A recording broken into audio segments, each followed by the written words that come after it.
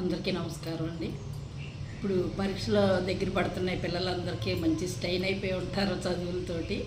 కానీ కొంతమంది పాపం చదువు వంట పట్టగా చాలా ఇబ్బందులు పడే ఆడపిల్లలు మగపిల్లలు కూడా ఉన్నారండి.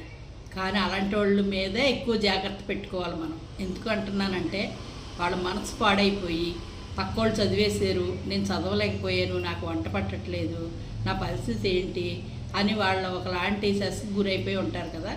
దానివల్ల లేనిపోయిన అనర్థాలు అవి రావడానికి ఎక్కువ అవకాశాలు ఉంటాయండి.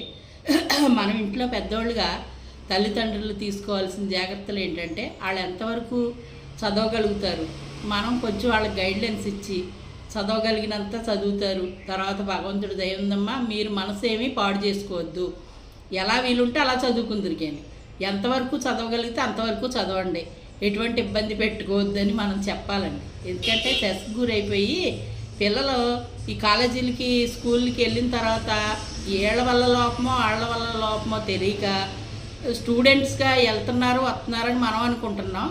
కాలేజీలో ఒత్తిడి ఉన్నదా, లేకపోతే పిల్లల్లోనే స్ట్రెస్ పెరిగిపోతుందా, లేదా పక్క వాళ్ళని చూసే పంతం పెరుగుతుందా అని మనకు అర్థం కాని క్వశ్చన్ మార్క్ లాగా ఒక మార్క్ ఉందండి. అది ఏంటి అంటే ఎక్కువ వాళ్ళు పిల్లలు చాలామంది మనసు పాడైపోయి డిప్రెషన్ అయిపోయి, మగపిల్లలు అయితే ఈ బెట్టింగ్లు వాటికి వీటికి ఫాలో అయిపోవటం, స్నేహితులను పెట్టుకుని, ఆడపిల్లలు అయితే వేరే రకంగా వెళ్ళిపోవటం, డిప్రెషను, తర్వాత లైఫ్ ఎలాగ సాగించాలో అర్థం కాక రకరకాల వ్యసనాలకు బానిసనై అయ్యేవాళ్ళు, లేదు అంటే కొంతమంది అయితే సూసైడ్ దాకా వెళ్ళిపోయేవాళ్ళు.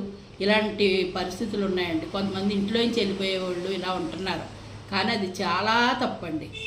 ఏది ఏమైతే అది జీవితం మనకు కొన్ని పాఠాలు నేర్పుతుంది.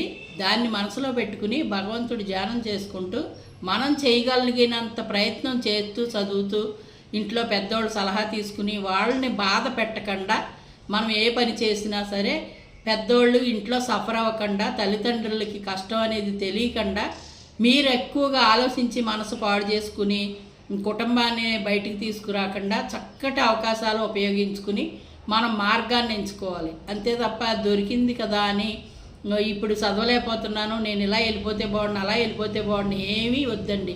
ఎంతవరకు చదవగలుగుతారో అంతవరకు చదవటం. ఈ సంవత్సరం కాకపోతే ఇంకొక సంవత్సరం రాసుకోవచ్చు కదా. కొన్ని మార్కులు తక్కువ వచ్చినంత మాత్రాన ప్రాణం మీదకు తెచ్చుకునేంత పరిస్థితి ఏమీ తెచ్చుకోకూడదండి. ప్రశాంతంగా ఉండటానికి ఆలోచించండి. మీ ప్రయత్నాలు మీరు చెయ్యండి. మన ప్రయత్నం మనం చేసిన తర్వాత కదా ఏదైనా నిర్ణయం తీసుకునేది. రాంగ్ డిసిషన్లోకి వెళ్ళకుండా పిల్లలందరూ జాగ్రత్త పడాలని కోరుకుంటున్నానండి. మీరేమంటారు?